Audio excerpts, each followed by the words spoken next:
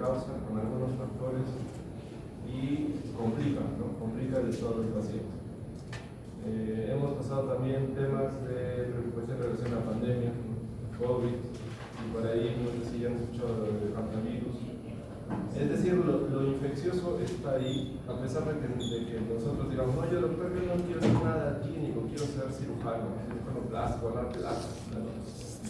Pero incluso ahí cuando un cirujano opera, un terror es que haya una infección de la herida operatoria o una infección después de la cirugía. Lo de las infecciones tenemos que tenerlo en consideración porque como médicos generales van a manejar pacientes con infecciones infecciosas. De hecho, van a manejar pacientes con tuberculosis, con hepatitis, cositas así. Entonces, el objetivo de nosotros, los docentes en estas clases, es darles esta parte de los temas para tener un inicio. ¿No? Estas clasecitas son para empezar a leer sobre, por ejemplo, lo que es ahora infecciones bacterianas. Vamos a hacer una cita. Un ratito para lograr la parte teórica. Les cuento, esta es una niña que yo evalué en el Instituto de Salud de Niños San Borja.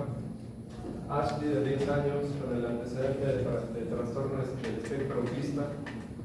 Tuvo una caída y golpe aparentemente una semana antes de que venga al hospital, pero no reportó el dolor. El tema del autismo en ella considera de repente el tema de la memoria. Viene a la emergencia presentando ya lo que es dificultad a la marcha, se la trae del tamonó por dificultad a la marcha, malestar, general, fiebre. Y cuando uno ve a la paciente de emergencia, ve una paciente con bastante enrojecimiento, calor, empastamiento de todo lo que es el muslo, incluso hasta la cadera derecha.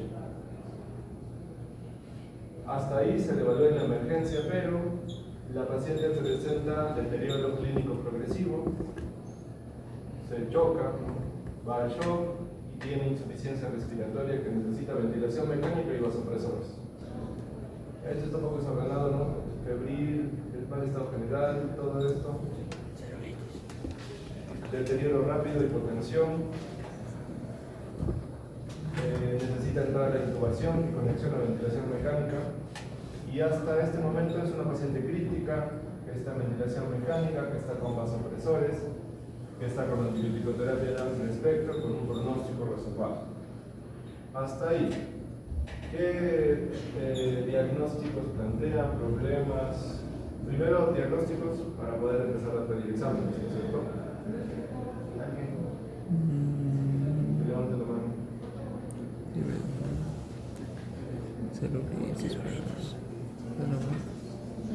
Ashley, cuida, golpe muscular. Artritis séptica. Artritis séptica. Descartado. Tendríamos que solicitar No, diagnóstico primero. Diagnóstico. Yo sospecharía una artritis séptica. Artritis séptica. Galecida. Doctor, ¿usted? No piensen. La paciente está sana, alta. Hipotensión, shock séptico, infección. Hay un diagnóstico que vas a shock séptico. Su madre. Ya está haciendo shock. ¿Qué es un diagnóstico? Sí, se ha dicho que se chocó. Shock.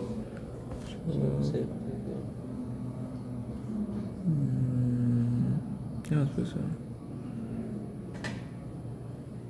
O sea, sí entienden la figura, ¿no? Esta niña viene con una celulitis.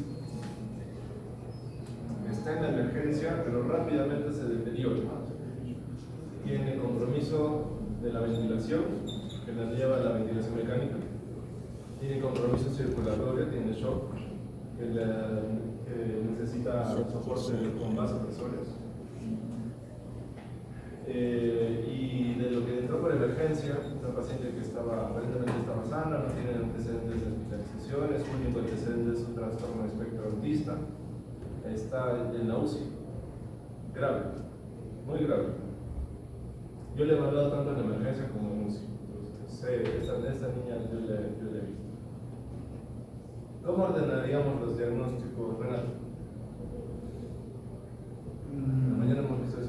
En primer orden, sería debe ir a descartar la artritis séptica. Segundo, está el shock séptico. Ok, último la celulitis. ¿Qué exámenes le pediríamos? PCR. Grado, También lo que es Ecografía. ecografía de qué? Partes blandas de Ecografía de partes blandas, ya. fotografía. ¿Qué más ¿Cuántos podrías? focos infecciosos tiene la paciente? Doctora. Focos. La insuficiencia. Choque distributivo. Febril.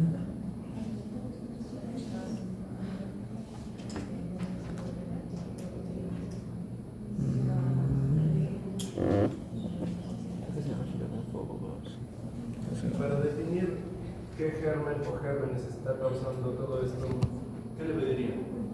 Cultivo de la lesión. ¿Cultivo de qué? De la lesión. ¿De la pierna? No sé. Eso asumiendo si hubiese secreción, porque aquí se menciona enrojecimiento, emplazamiento, esta imagen no es pero eso es el modelo social. Entonces, Si hubiese de la sangre. secreción purulenta, ¿No? si no hay De la sangre. cultivo de sangre, ya, inición grave, ya.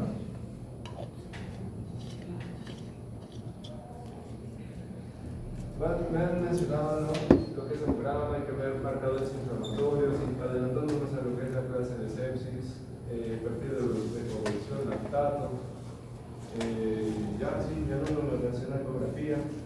Si es que la ecografía no nos descarta las condiciones, será tomografía. Para el tema de la ventilación tendríamos que ver radiografía, qué está pasando a nivel pulmonar.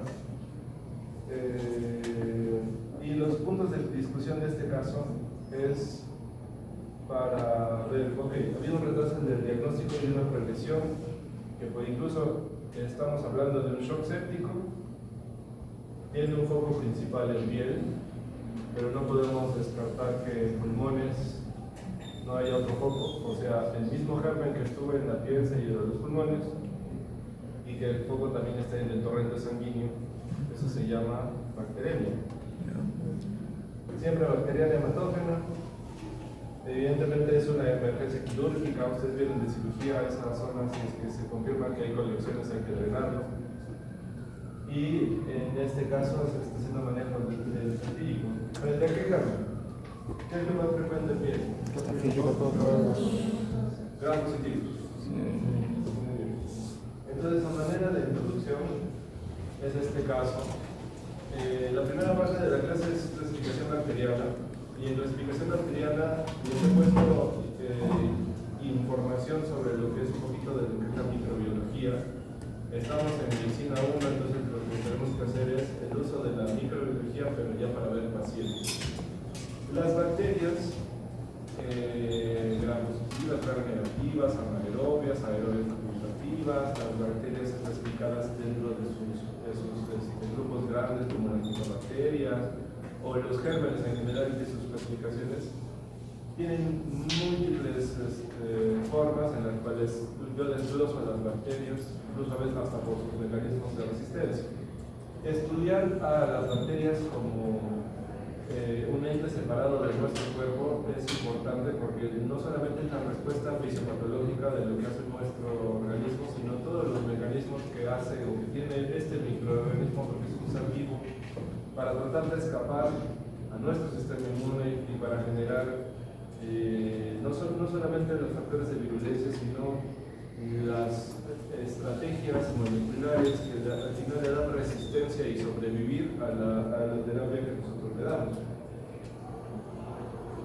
Las gram negativas y gram positivas son quizás la clasificación más conocida o más utilizada y también clínicamente la más aplicable, porque podemos usarlas en, ok, a ver, yo pienso en que hay gram negativos en este paciente, tengo un cierto grupo de fármacos para cubrir estos gérmenes, ¿no? Está fundamentalmente diferenciada por la tinción del gram, pero es por su morfología en relación a fundamentalmente la pared celular, que una sí tiene y otra no, pero la otra tiene un espacio de membrana interna y externa, en donde acá estas proteínas generan un montón de ciclos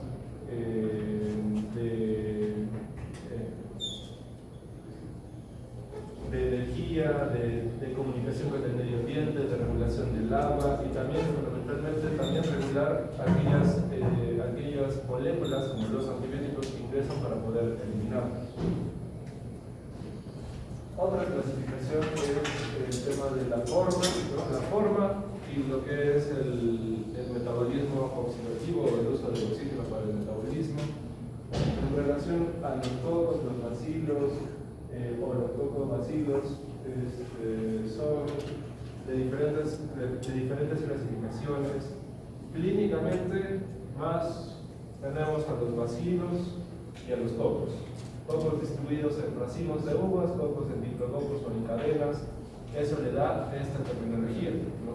Estrecho es en línea o cadena y estafilo es en racimos. Las otras bacterias que tienen formas especiales, es bueno conocerlas o irlas leyendo porque a veces son motivos de preguntas de examen de salud, de NAM, porque son algunas cositas así de únicas, ¿no? Con nombre y apellido. Por ejemplo, las espiroquetas, ¿no? Como trifonema pálido, que lo vamos a ver en infecciones de transmisión sexual. Tenemos aquí para que ustedes revisen estas formas, pero no solamente hay cocos, hay en forma de coma, en forma de espiroqueta, en forma filamentosa.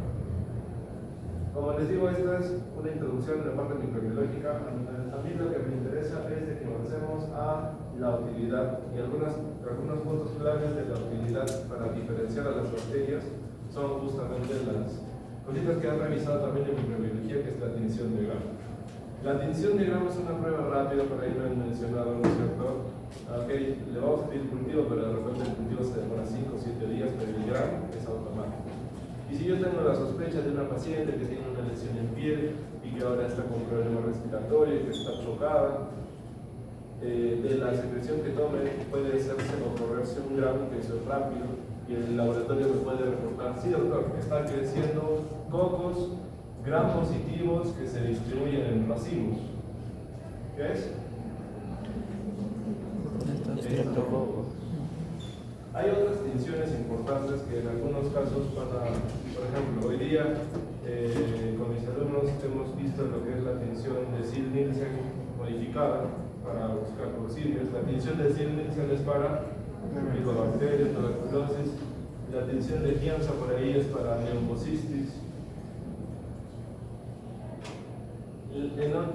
La utilidad de la identificación es, por ejemplo, de la fermentación o de la expresión de algunas enzimas como es la catalasa, es la fermentación de los azúcares, es importante porque también es algo rápido, se hace tubitos de ensayo y se ve, dice, está creciendo bacilos gram negativos. La fermentación de los azúcares es importante para dividir lo que son las enterobacterias de las que no fermentan los azúcares, como es Pseudomonas. Lo repetiremos cuando hablamos un poquito de Pseudomonas y Acetylobacter. La clasificación por los requerimientos de oxígeno es, esta parte sí es teórica, casi no vemos mucho eso, pero es importante saber que en los focos infecciosos causados fundamentalmente por anaerobios, una de las estrategias de tratamiento es justamente exponer a las bacterias al oxígeno y con eso se inhibe el crecimiento. Aquí tenemos ejemplos de las bacterias por sus requerimientos de oxígeno. Otros test, esos son test rápidos de identificación o con coloración o con bioquímica. Hay test de identificación molecular con el uso de PCR, que es reacción en cadena de la polimerasa, o paneles FilmArray, que en una sola muestra, en cuestión de 1 a 2 horas, me buscan el material genético de hasta 10 o más gérmenes que son como estos. El panel FilmArray en el tema de meningitis me busca todos estos microorganismos en una muestra de LCR.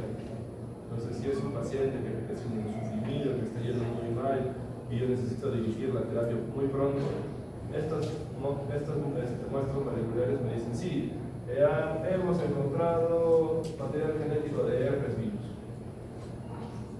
Y para esto no se demora lo que se demora 5 o 7 días con los cultivos tradicionales. Y para algunos gérmenes, fundamentalmente los virus, hacer cultivos virales es muy complicado. Vamos a hablar un poquito de los organismos prioritarios, y para lo cual necesitamos conocer si las características, al menos, de que son cocos, son mesafilo, se establecen en racimos y algunas condiciones. ¿Por qué? Porque la OMS ha puesto que hay algunos gérmenes de prioridad por el tema de la resistencia.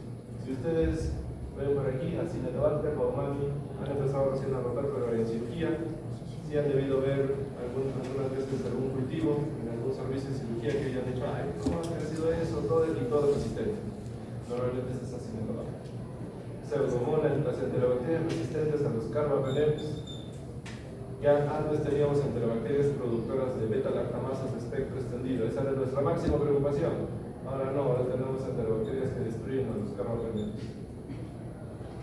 Tenemos una lista prioritaria así también en Hongus, y recordaré para ponerla en la clase de Hongus. La norma técnica sanitaria del MINSA de nuestro país también establece la prioridad de estos gérmenes para ser subvigilados. O sea, tienen que romper.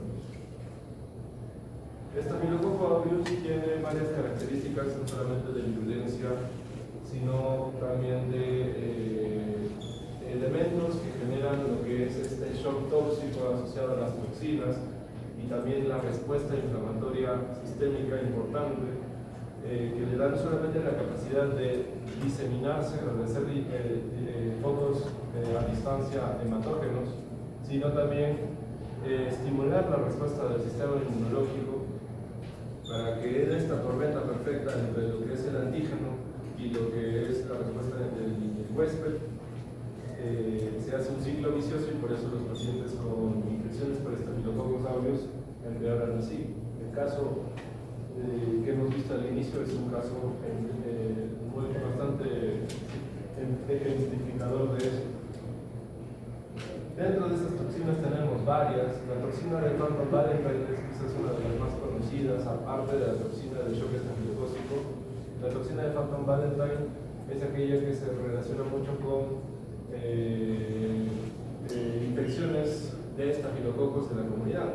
La niña que vimos al inicio venía desde la calle, ¿no? Hubo una caída, no ha tenido hospitalizaciones previas, muy probablemente estamos frente a un estafilococo resistente, pero la respuesta inflamatoria de esta niña fue muy rápida, ¿no? Su evolución fue muy torpe en muy poco tiempo.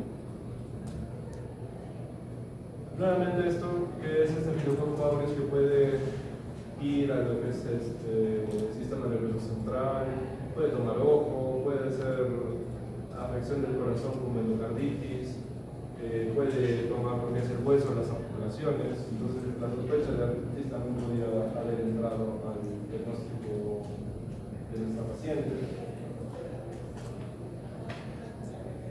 Otro gran positivo. El enterococo es, quizás el estafilococo es el más frecuente, y sí tenemos infecciones, entre comillas, más frecuentemente de considerando los gram positivos. Para considerar enterococo, y enterococo se tiene que tener en mente por la resistencia intrínseca que posee frente a varios antibióticos.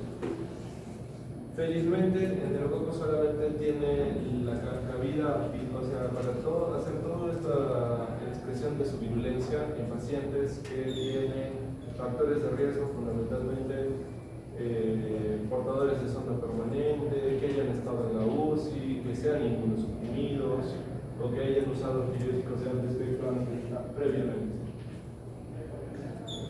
Acinetobacter como germen problemático de las UCIs.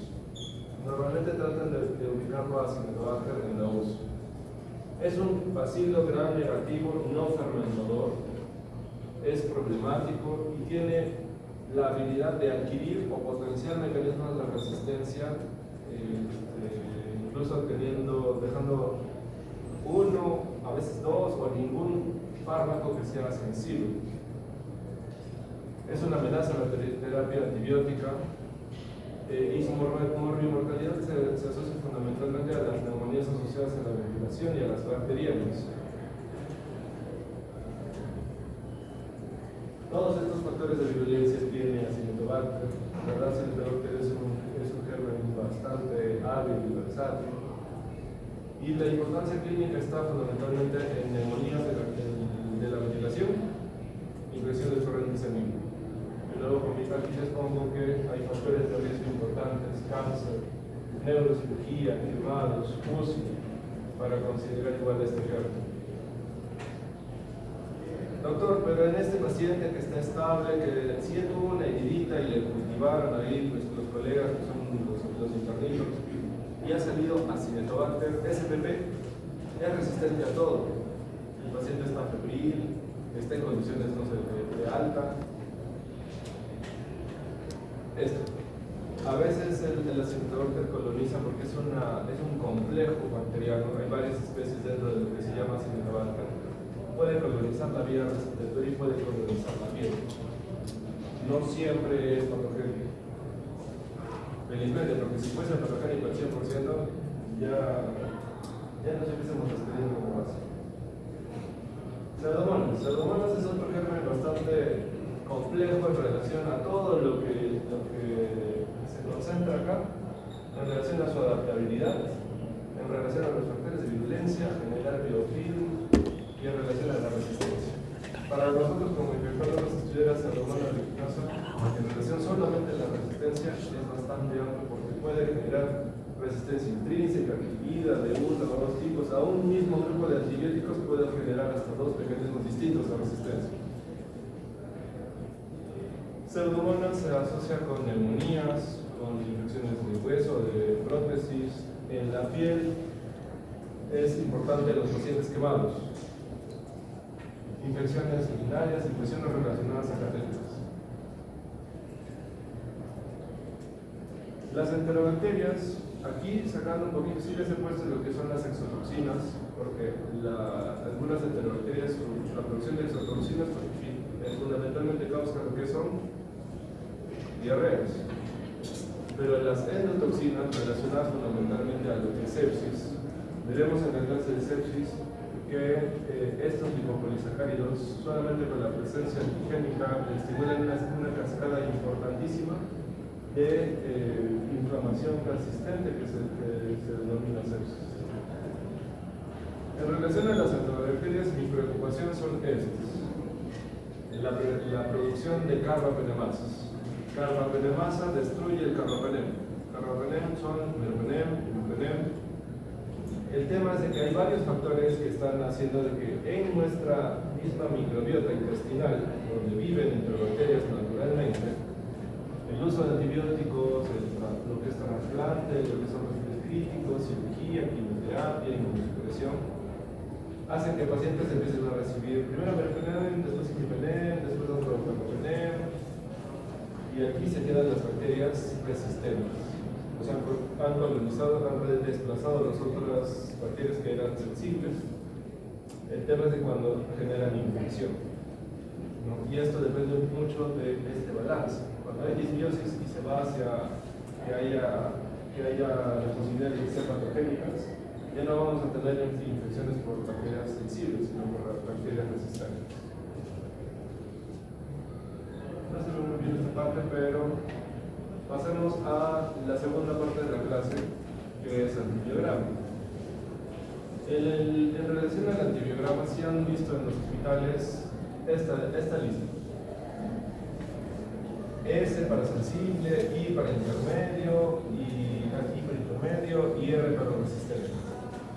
Y acá decimos, felizmente sensible, ya pues cualquiera de eso. La lectura del antibiograma diagrama está fundamentalmente relacionada a los mecanismos de resistencia que tiene un kernel. Y esto nosotros lo leemos para hacer esa interpretación. Ya, esta bacteria aislada que es Klebsiella, con esta lectura tiene este mecanismo de resistencia y podemos darle algún antibiótico. Y en esto se ve lo que les he comentado un poquito en algunas de las bacterias anteriores. Hay resistencia natural. Por ejemplo, si nosotros usamos un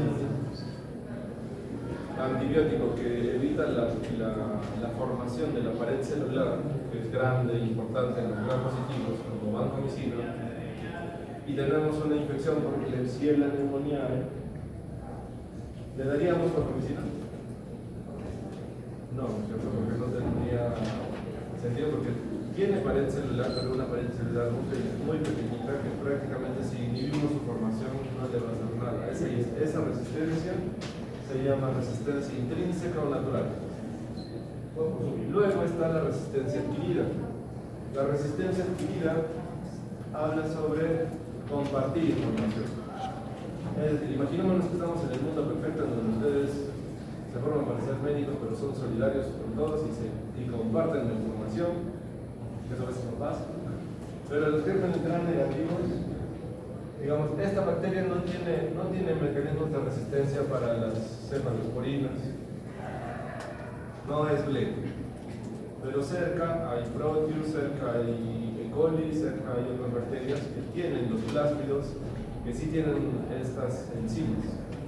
Lo que hacen es compartir. Otra forma de adquirir resistencia es que presionemos a las bacterias, presión selectiva. Yo empiezo a dar tratamiento con una cefalosporina a una bacteria que está en el grupo que se llama AMSES o SCAP.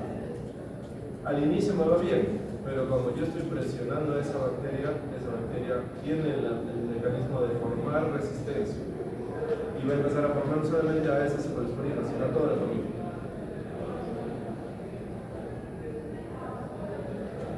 En esta siguiente diapositiva les he puesto datos de las resistencias más importantes que también vienen por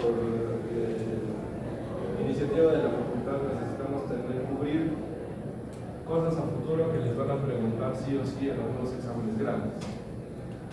La resistencia de los beta-lactámicos en los gram positivos está dibujadito así, porque más o menos es así. Estas son las proteínas ligadoras a la penicilina.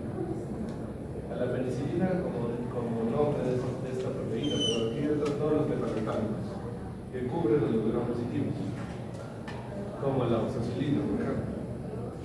La mutación del gen A hace que esa proteína que estaba normal cambie a esta que se llama 2A y ya el beta-lactámico no ingresa. En el antibiograma se ve así. No solamente se busca, esta es oxacilina, doctor, dice resistente. El disco de cefoxitina también nos ayuda para predecir esa resistencia. Predice la resistencia a la oxacilina. Y es este a estafilococo, ¿cómo se llama en la práctica clínica? ¿Que le hemos visto?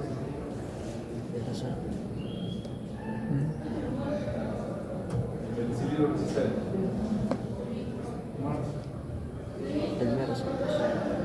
Tenemos, les mencioné al pterococo como resistente intrínseco, ¿no? La resistencia intrínseca, uno se pone a pensar, ok, ¿a quién será? En los gram positivos, después de oxacilina, viene vancomicina. La resistencia que tiene este germen, incluso de forma intrínseca, es este cambio. De D-alanina a D-lactato. D-alanina a D-lactato. Donde la vancomicina ya no funciona. En relación a la pérdida progresiva de afinidad, esto también es por mutaciones escalonadas. Y acá, en los estreptococos, es importante mencionarlos. ¿Por qué? Porque felizmente los estreptococos de sitios no meningios o pulmonares o faringios tienen todavía sensibilidades a la penicilina variables. O sea, es por eso que cuando a veces 10 pacientes se enferman, pero solamente uno necesita antibiótico, bueno, que como a los 10 les dan penicilina, una penicilina procaínica, mastodexita, más no sé qué, que les han puesto también a ustedes en algún momento, todavía no funciona. Pero las mutaciones progresivas han hecho que en focos no pulmonares, fundamentalmente meningios, no podamos empezar con eso. Tenemos que considerar a estos estreptococos resistentes. Por eso, cuando tenemos una meningitis por estreptococo pneumoniae, tenemos que dar doble terapia. Aquí hay otro temita importante de la resistencia, la inducción. Lo vamos a ver también en los gram negativos, así que tengan en mente. La inducción, o estos marcadores en los discos que nos dicen lo que es el test de el test, es sobre el uso de algunos antibióticos que incluso pueden salirnos sensibles. Doctor, pero dice sensible, clindamicina, ¿por qué no lo usa?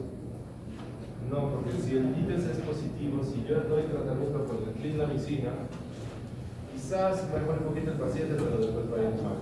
¿Por qué? Porque es el tema de la inducción. Al usar la clindamicina, ese germen tiene, incluso ya se está diciendo, test positivo, fracaso, no uses clindamicina por más que te diga sensible in vitro. Vamos a los gram negativos. Gram negativos tienen múltiples mecanismos de resistencia, pero el que sí o sí tienen que conocer es las beta-lactamasas o las enzimas que rompen a los antibióticos beta-lactámicos, que son las beta-lactamasas y las carbapenemasas. No tienen que conocer esto de los nombres, lo que sí tienen que tener bien claro es las PLEG, beta-lactamasas de espectro extendido, y las carbapenemasas que me destruyen los carbapenemas. La clasificación sí es importante para nosotros como infectólogos clínicos, porque con esa decisión si es que es serina o si es que es metalo, yo puedo decir, ok, en esta metalo puedo usar una combinación de cetacina y bactamasas. Son fármacos que todavía ustedes no han visto, no han escuchado. Ya, pero estos son fármacos que como de rescate, de última línea. Volvemos a hablar de inducibilidad. Del grupo 11. En el grupo 11 está Hermona, Morganella, Protes, Providencia, Pseudomonas, Ciprobacter, Serratia y Enterobacter. Eso también hay unas cromotécnicas para, porque también les gusta preguntar eso en exámenes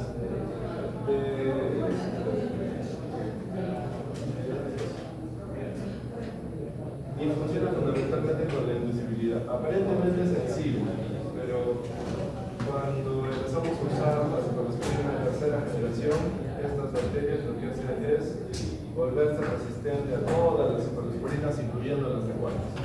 Por eso se prefiere carbapenem. La opción de cefepime también es una opción todavía, pero en pacientes estables. Vamos a ver qué es Pseudomonas y Acinetobacter, que son la última requisita de la resistencia. Y está así que dicen, mira doctor, pero usted nos ha dicho que es bastante difícil la resistencia, sí, pero quedémonos así como para decir en general con esto, porque cuando yo soy residente literalmente me han torturado con lo que es resistencia.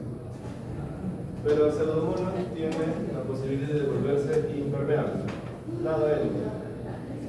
Tiene la posibilidad de, ok, ya entró, pero chao, bombas de flujo y destruye los antibióticos, carbapenemasas, beta-lactamasas, etc. Y tiene muchos múltiples más que son para destruir los aminoglicósidos, para destruir a las timidonas, para modificar a los fármacos. Es decir, Pseudomonas, y si no lo tiene, porque el inicio sale sensible, rápidamente se puede devolver resistente. Eso ya les he mencionado ahorita sobre lo que es la inactivación. Tengo una enzima, traigo otra molécula, lo modifico y ya no funciona. Y en relación a la mutación escalonada, ácido analidíxico es quizás una de las primeras quinolonas, pero cuando se da las mutaciones adicionales de la ADN quirasa, ya se confiere resistencia a todas las quinolonas, incluyendo a las quinolonas de última generación, como monocicloxacin.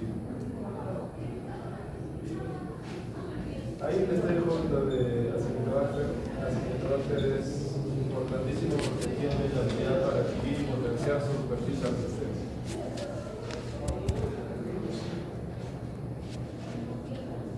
Terminamos con antimicrobianos.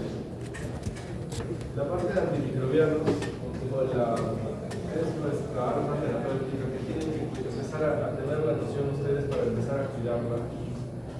Porque uno dice, no, pero doctor, que hagan más antibióticos, ¿no?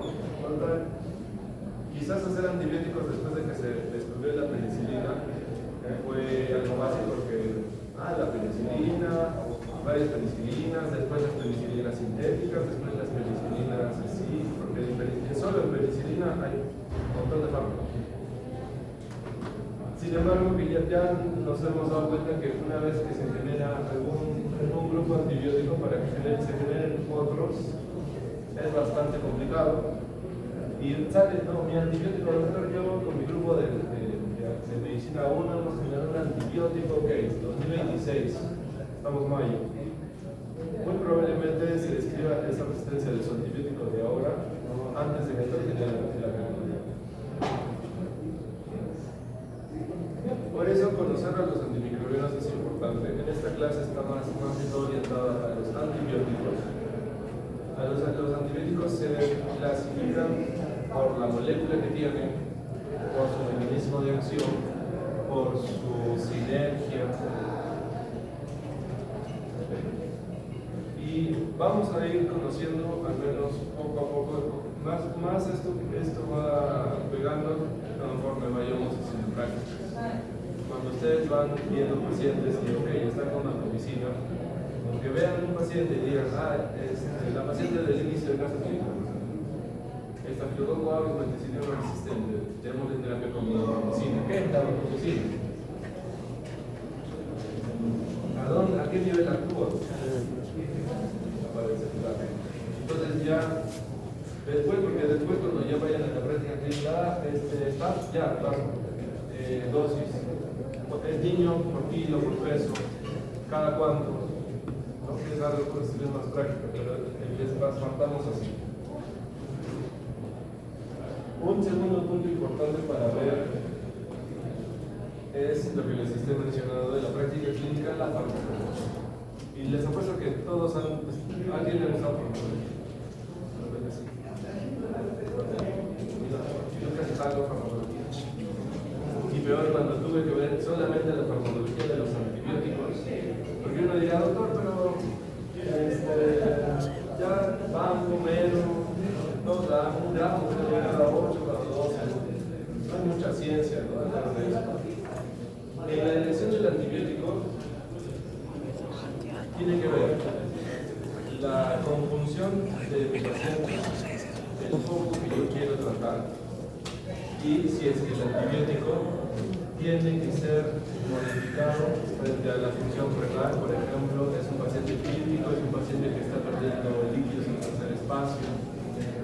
Estas cositas que son de la especialidad hablan sobre lo que es, voy a usar el antibiótico y tengo que utilizarlo porque el paciente está muy crítico y se puede morir. Hay formas de usar tanto la concentración como el tiempo, como el área bajo la forma sobre el MIT. Y en esta diapositiva hablaremos sobre esta línea roja que es el MIT. Concentración mínima inhibitoria. La concentración mínima inhibitoria es importante mencionarla aquí en antibióticos. ¿Por qué? Doctor, pero siempre he visto que le dan un gramo. Le voy a dar un gramo.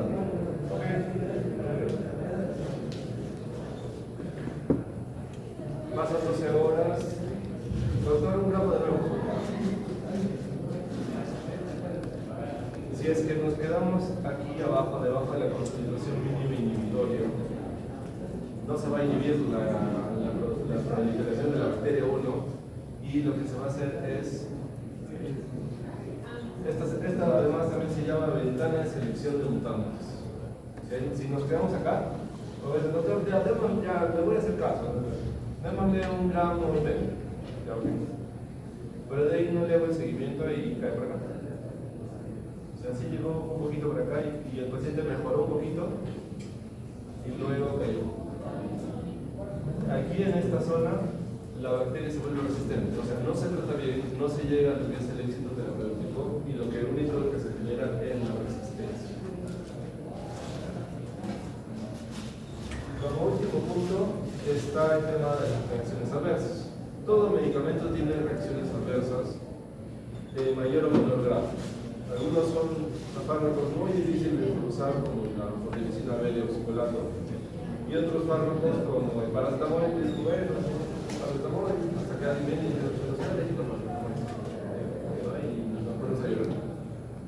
En relación a los efectos adversos de antibióticos, hay que marcar algunos importantes, ¿no? Hay probabilidades de generar diarreas con algunos antibióticos, ¿no? Por el tema de la simbiosis bacteriana. Y hay un tema importante en general de hepatotoxicidad, ototoxicidad, alergias. Las reacciones alérgicas, por ejemplo, es importante marcarlas hay cuadritos para ver lo que son reacciones alérgicas cruzadas. La alergia a penicilina, ¿no? La alergia a penicilina, que a veces muchos dicen, no, sí, yo soy alérgico a la penicilina. Ok, pero ¿te han puesto penicilina alguna vez? No recuerdo. Porque en algunos casos sí o sí tenemos que usar penicilina porque es el único fármaco, que es el único que tenemos para tratar, como por ejemplo el sífilis. Entonces tenemos que hacer lo que se llama una prueba de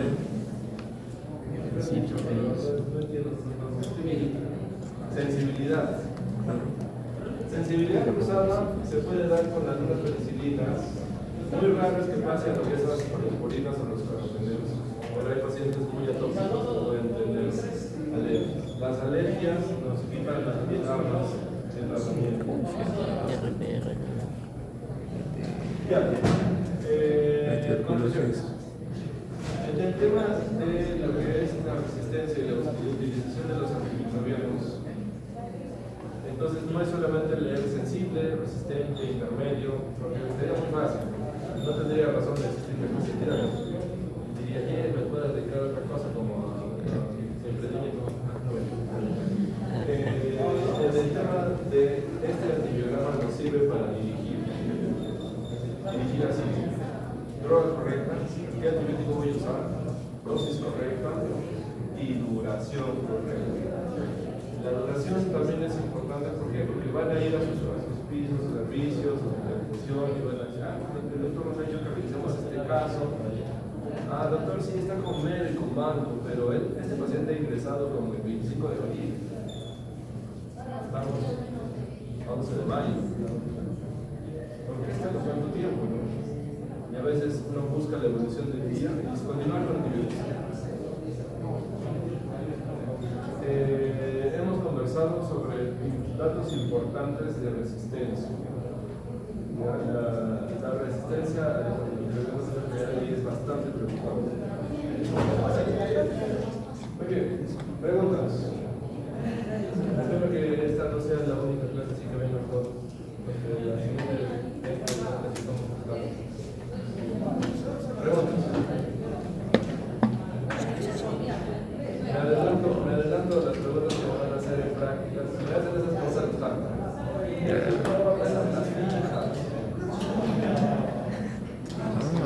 Las preguntas de los exámenes ahora están normadas que sean en formatos de casos clínicos. El objetivo de los casos clínicos, al menos en mi perspectiva, no es que en este caso clínico, dime el mecanismo genético de la mutación de la resistencia a la penicilina. No tiene sentido. Tiene que ver en esos casos clínicos la unión con, los estafilococos, ya si tienen toxinas y el doctor ha hecho varias cosas de la resistencia, pero en este paciente que hemos visto que tiene una infección en piel, que tiene una infección pulmonar, o les preguntaría qué exámenes pueden hacer para confirmar si tienen una infección, hemocultivo, drenaje de la zona de acceso, protección, o, en el hemocultivo están diciendo pocos gram positivos.